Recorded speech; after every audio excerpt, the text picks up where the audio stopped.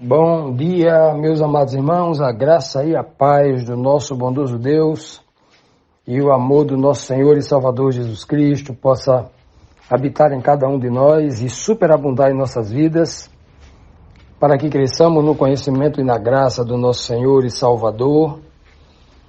Que essa semana seja uma semana de grandes bênçãos espirituais para cada um de nós. Estamos no início da semana, primeiro dia da semana. Estamos também iniciando aqui uma nova lição. A lição desta semana tem como título Glorificando o Pai. Semana passada nós estudamos sobre a entrada triunfal do nosso Senhor e Salvador Jesus Cristo em Jerusalém, aquela que seria a última semana dele aqui no nosso meio com o corpo mortalizado, né? Um corpo corruptível, porque ao final da semana ele vai morrer, desta semana do livro aqui, do livro de João, da descrição do livro de João, e obviamente, né, vai ser ressuscitado pelo Pai num corpo já glorificado. Mas antes disso, Cristo, durante todo esse processo até chegar à sua morte, ele vai glorificar a Deus o Pai, né? Ele está sempre glorificando a Deus, mesmo em face de grandes dificuldades, de grandes perseguições, né? Então, no verso síntese desta semana, está no livro de João, capítulo 12, versículo 49, e Cristo aqui vai glorificar o Pai da seguinte forma: porque eu não falei por mim mesmo, mas o Pai que me enviou, esse me deu mandamento quanto ao que dizer e como falar. Veja só, que coisa bela o testemunho de Cristo sobre o Pai, que o Pai orientou ele em tudo. Não só orientou o que ele iria dizer, mas como ele iria dizer. Se ele iria dizer de uma forma mais suave, ou se ele ia ser muito duro. Se ele ia falar manso, baixo, ou se ele ia falar de forma mais acentuada, de forma mais brava, de forma mais enfática, né? E aí o Pai dizia como, se ali era uma exortação, se ele deveria falar com compaixão, né? Porque Deus estava amando aquele, né? Tendo compaixão daquele povo, se deveria ser uma palavra de exortação, de repreensão, de juízo, porque Cristo profere alguns juízos também, né? Então, tudo isso era o Pai dizendo como, não era só o que falar, mas como falar. Que coisa linda, né? Cristo vai dizer tudo isso, né? Vai passar tudo isso aqui para os seus discípulos. O lindo aqui do testemunho de Jesus Cristo é que ele diz assim, ó: tudo que eu prego aqui não são palavras minhas, não são as minhas ideias, apesar que os propósitos, os pensamentos, os desejos de Cristo, que estava no mesmo espírito do Pai, eram idênticos, né? Eram iguais, né? Mas, em relação ao seu testemunho, ele está dizendo, olha, apesar de eu concordar 100% com tudo que o Pai diz, essas palavras não são minhas. Não sou eu que estou dizendo isso. É como se ele dissesse, eu estou retransmitindo para vocês, na íntegra, tudo aquilo que o Pai está me mandando dizer. Então, eu vim aqui, não foi para fazer minha própria vontade, eu sou aqui o enviado de alguém. E esse alguém que me enviou para trazer uma mensagem para vocês, essa pessoa é Deus, é o único Deus, é o meu Pai. Foi Ele quem me enviou aqui, para que eu pudesse falar para vocês. Então, se vocês, olhando para mim, não me aceitam como Messias, vocês não me aceitam porque eu sou da tribo tal, porque eu sou pobre, porque eu sou feio, porque eu sou isso, porque eu não tenho isso, porque eu não tenho aquilo, se vocês não vão com a minha cara, se vocês não gostam de mim, não gostam da minha pregação, não gostam da forma como eu quero dizer uma coisa para vocês. Essa mensagem não é minha. Essa mensagem aqui eu estou retransmitindo na íntegra, é uma mensagem do meu Pai. É Ele que está mandando, porque Ele me enviou, né? E olha só, eu sou um filho obediente. Eu obedeço todos os mandamentos de meu Pai. E eu estou fazendo isso para vocês, pregando desta forma, porque eu estou obedecendo um mandamento que ele me deu. Esse foi o mandamento que ele deu para mim. Qual é o mandamento? O mandamento que o Pai disse: fale apenas o que eu mandar você falar e do jeito que eu falar. É o que Cristo está dizendo aqui. Olha que maravilha. Tudo para ser o nosso exemplo, porque nós hoje devemos fazer desse mesmo jeito. Nós não devemos pregar as nossas próprias ideias, o que eu acho, não. Tem que ir lá para a Bíblia e explicar o que está lá na Bíblia, no seu sentido óbvio. A gente tem que, assim como Cristo pregava e ensinava somente tudo aquilo que o Pai mandou ele dizer, e da forma como o Pai mandou ele dizer, nós hoje devemos seguir o mesmo exemplo de Cristo.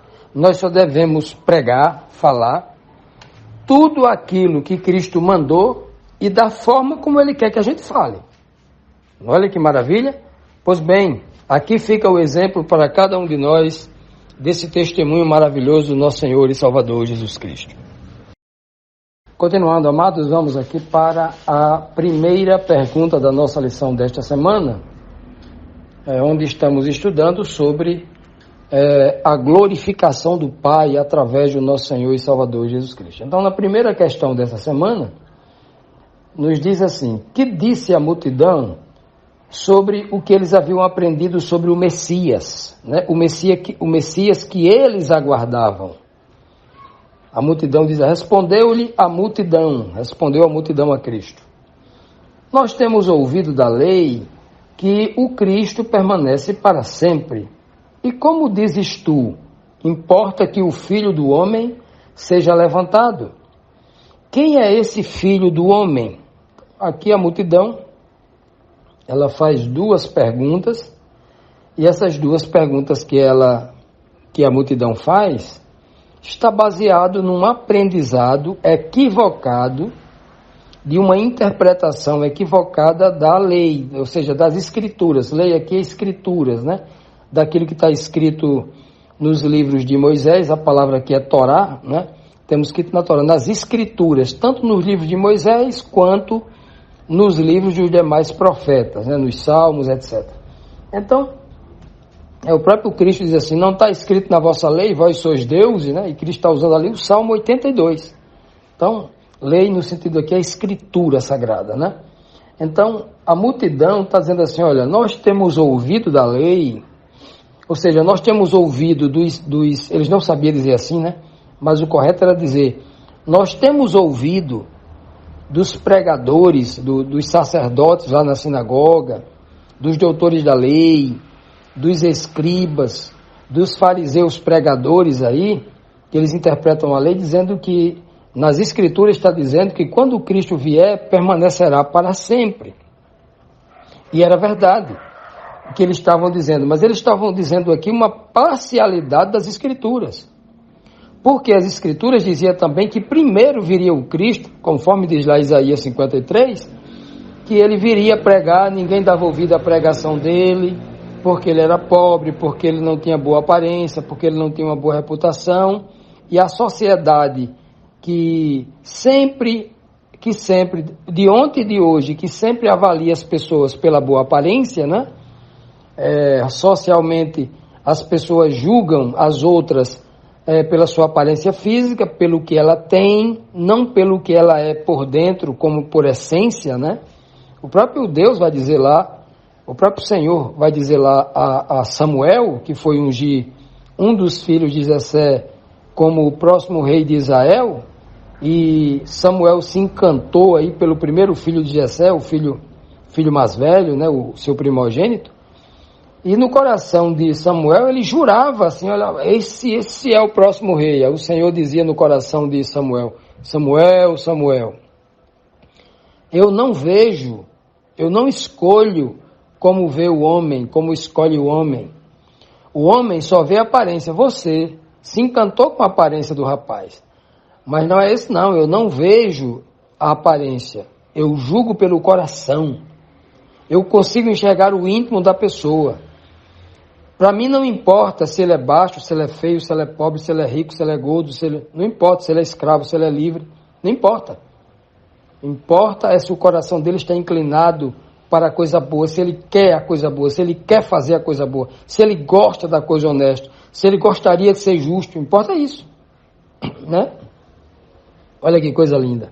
Pois bem, então, esses doutores da lei, parece que ignoraram o texto de Isaías 53, que dizia que Cristo viria sem boa aparência, parecia a raiz de uma terra seca que os homens escondiam o rosto dele, né?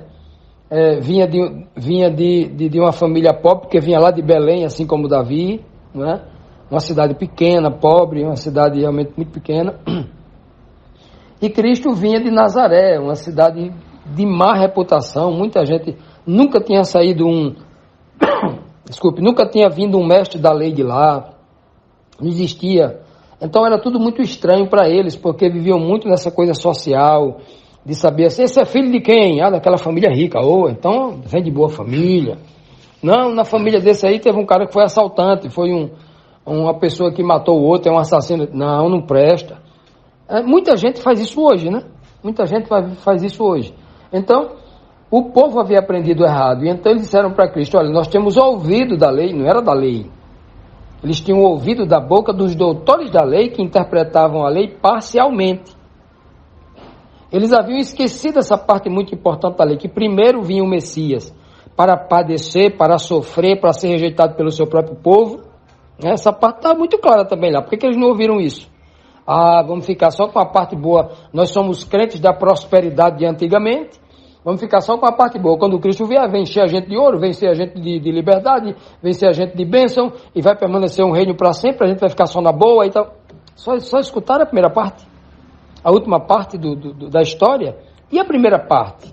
Pois bem, então o povo havia aprendido errado. Assim como muita gente hoje, porque por se dizer cristão e ter uma Bíblia na mão e frequentar uma igreja, e ter escutado muita coisa parcialmente, acha que tem a verdade. Né? Hoje a pregação é semelhante a isso. As pessoas só pregam aquilo que, só pregam a coisa boa, a parte final. Nova terra, vai todo mundo ser salvo. Não estão pregando a primeira parte. Existe uma condição para as pessoas serem salvas, né? Toda promessa ela é condicional, existem condições. E quais são essas condições? É ruim de escutar essas condições, porque essas condições requerem compromisso, essas condições requerem sacrifícios, e a gente não quer escutar isso não, a gente quer escutar mesmo o pastor dizendo que a gente vai ser rico, que a gente vai ter muito dinheiro, que a gente vai ser isso, aquilo, outro. Então era mais ou menos isso, né? E então a multidão mal orientada, induzida ao erro, mal guiada por esses líderes, fazem duas perguntas a Cristo. Importa que o Filho do Homem seja levantado? O Senhor está dizendo isso? O que significa isso? E a outra pergunta que eles fazem é, quem é esse Filho do Homem? Que coisa, né? O tempo todo Cristo estava falando dele na terceira pessoa, né? Ele já tinha dito que ele era o Filho do Homem. E por que Cristo usava essa coisa Filho do Homem, sempre usava esse termo, o Filho do Homem? O próprio povo pergunta, quem é esse Filho do Homem? Ora, Cristo estava falando claramente, eu sou o filho do ser humano. Eu era o filho de Deus, naturalmente, falando de natureza, né? E me tornei filho do homem. Ele nunca deixou de ser filho de Deus, obviamente. Mas está falando da natureza. Eu era o filho divino, agora sou o filho do homem. Eu era o filho do divino, era o filho de Deus, natureza divina, e agora eu sou o filho da humanidade, sou o filho do ser humano. Eu sou um ser humano. Importa que este ser humano seja levantado, esse filho, né? Ele fala, né? Muito filho do homem, e a multidão repete duas vezes. Importa que o filho do homem seja levantado? Quem é esse filho do homem? Né? Olha que pergunta, né? Ele tinha alguém que usava esse termo lá no Antigo Testamento, que era o profeta Ezequiel. O Senhor deu esse título a Ezequiel. Ô filho do homem! O Senhor falava com Ezequiel, né? Para que ele levasse a mensagem ao povo. Pois bem, eles fazem duas perguntas. Agora a gente precisa ouvir de Cristo o que é que Cristo vai dizer, porque essas respostas já tinham sido dadas, né? Cristo já tinha dado ao mestre Nicodemos e disse até como seria, que ele seria levantado, apontando para Nicodemos como aquela serpente lá no deserto, né? E o Filho do Homem, ele já tinha deixado claro lá no capítulo 6 de João, que o Filho do Homem era ele e que o povo precisava comer da carne do Filho do Homem. Vamos então agora para a segunda pergunta. Que resposta deu Jesus às pessoas que não entendiam a lei, a Torá, as Escrituras? Que resposta deu o Senhor Jesus a eles, né? Que fizeram aquelas duas perguntas. A pergunta era, né, o que você quer dizer quando diz que o Filho do Homem será levantado sobre a terra? A outra pergunta, quem é esse Filho do Homem? Cristo então vai dar a resposta aqui em João 12:35, que diz assim: Disse-lhe então Jesus: Ainda por um pouco de tempo a luz está entre vós. Andai enquanto tende a luz, para que as trevas não vos apanhem. Pois quem anda nas trevas não sabe para onde vai. Olha que coisa. A multidão faz duas perguntas para Cristo e Cristo não diz nada do que ele responde. Qual foram as duas perguntas que eles fizeram para Cristo? O que o Senhor está querendo dizer é que o Filho do Homem vai ser levantado. Quem é esse Filho do Homem? Ora, por que é que Jesus iria responder aquilo que eles já sabiam e eles estavam se fazendo de doido? Porque Cristo já tinha respondido isso. Então Jesus não responde ao sujeito que está se fazendo de doido, querendo só debater, querendo provocar, querendo esse espírito diabólico que muita gente tem. Está se fazendo de doido, porque Cristo já tinha falado de forma clara. Tem muita gente que enxerga na Bíblia um texto óbvio, direto e tal, mas se faz de doido porque não quer aprender. Agora quer só debater, quer só mostrar, quer provar a pessoa, saber se a pessoa sabe ou não sabe, quer só entrar numa discussão infundada, infindável, não é isso? Gente contenciosa, gente que gosta dos debates, das brigas, né? Pois bem, então, Cristo não responde a pergunta, e responde de uma forma mais profunda, o mais importante. Eles disseram assim, nós temos aprendido da lei, que não era da lei, era dos doutores da lei, porque a lei não dizia aquilo, somente aquilo, né? Nós temos aprendido da lei que o Cristo, quando vier, dura para sempre. Né? Aí Cristo fala assim para ele assim, ainda um pouco de tempo a luz está entre vós. Por pouco tempo eu estou entre vós. Procure aprender da lei comigo e não da lei com as pessoas que ensinaram a vocês errado. Porque esta lei que ensinaram para vocês, quem ensinou está em trevas. Olha a resposta. Ele começa a responder pela base da resposta. Então Jesus está respondendo, eles que não estão entendendo. Aí Cristo diz ainda, andai, ou seja, comecem a agir buscando essa luz, venham logo para cima de mim, venham perguntar a mim tudo. Não vão para os doutores da lei não, que ensinaram a lei errada a vocês. Então, andem rápido, venham logo enquanto a luz está aqui, porque no final da semana eu vou morrer. Né? Vou ressuscitar ali, a luz está entre vocês, aqui ainda você que só acredita naquilo que vê. Vocês só vão acreditar se vocês escutarem, olhando no meu rosto. Então aproveite que eu estou aqui. A luz fisicamente está com vocês. Aproveite, andem, agilizem, né? Enquanto tem a luz, para que as trevas não apanhem vocês. Porque quando vem o sofrimento pela morte, quando os doutores da lei vão matar Jesus Cristo ali, os líderes, e vão apresentar o Cristo como malfeitor, muita gente acreditou na liderança, né? Então aproveitem, porque vai vir a hora das trevas, né? Pois quem anda nas trevas, disse Cristo, não sabe para onde vai. Então saia das trevas, das sinagogas, do sistema religioso que está induzindo vocês ao engano. Vocês estão nas trevas, vocês não conhecem a lei. Vocês estão falando daquilo que vocês não conhecem. Venham para a luz. Aproveite que a luz está ainda aí, é dia ainda. Aproveite enquanto vocês estão vivos, porque quando vocês morrerem, não tem mais jeito, venham. Olha, quanta informação Jesus Cristo está passando aqui, reprovando o ensino equivocado que aquele povo havia assimilado dos doutores da lei, dos grandes pastores, né? Dos grandes teólogos daquela época, que a Bíblia chama aí de sacerdotes, os príncipes dos sacerdotes, chama de os doutores da lei, os escribas, né? Chama também de os fariseus, que eram uma seita, como se fosse uma casta de pessoas superiores, como se um grupo especial que havia estudado teologia, com alguns dos homens que eram considerados mais inteligentes lá de Israel, e que eram aprovados e tinham todo a autorização e a bênção lá do Sinédrio, da liderança. Pois bem, essas pessoas que achavam que estavam pregando, que tinham a verdade, que eram qualificados, escolhidos de Deus para pregar a verdade, Cristo chama aquele tudo de trevas. E ele mesmo apresentando-se como a luz, enquanto vocês têm a mim, que sou a luz, né? Olha só. Ele já tinha dito isso. Cristo vai dizer, tanto aqui no capítulo 12, que ele é a luz do mundo, enquanto a luz está com vocês, né? Como ele já tinha dito no capítulo 8, ele já tinha dito outras vezes, eu sou a luz do mundo. Várias vezes foi dito isso, né? Então, Cristo chama a sua pregação, a palavra que sai da sua boca, uma retransmissão na íntegra de tudo que o Pai lhe mandou dizer, dizendo que a palavra e ele é a luz que foi enviada ao mundo, e ele deixa bem claro que todos esses ensinamentos equivocados que eles não conseguem enxergar que Jesus é o Filho do Homem, o enviado de Deus, o Messias. Jesus chama tudo isso de trevas, né?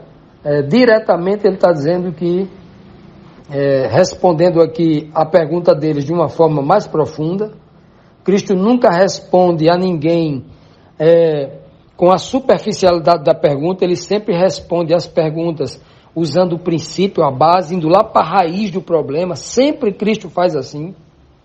Ele nunca vai lá para a superficialidade, porque quem gosta de superficialidade é o religioso. O religioso é um sujeito preguiçoso. O religioso que não é espiritual, né? O religioso ali, ele é um sujeito preguiçoso. Se ele pudesse na Bíblia, a Bíblia não tivesse nenhuma história, não tivesse nada, só pode, não pode, sim, não, sim, não, sim, não. Tivesse 1 trilhão de perguntas e respostas só com sim, não.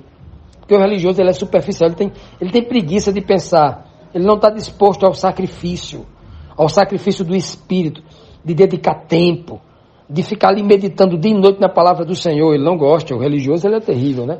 E é por isso que Cristo, o tempo todo, nas suas respostas, ele sempre estimula as pessoas a pensarem um pouco mais, né? A buscarem isso de forma mais profunda, como diz Paulo, como quem busca um tesouro escondido. Pois é, meus amados, aquele povo ali não aproveitou a luz que era Cristo. Nós não vamos cometer o mesmo erro. Devemos buscar a Jesus Cristo enquanto ele se pode achar. Buscar o nosso Deus, o Pai de nosso Senhor Cristo, enquanto ele se pode achar. A gente não pode esperar que acabe o tempo de graça para depois buscar a luz do mundo, a luz que está na palavra de Deus. Busquemos hoje, enquanto nós o podemos achar.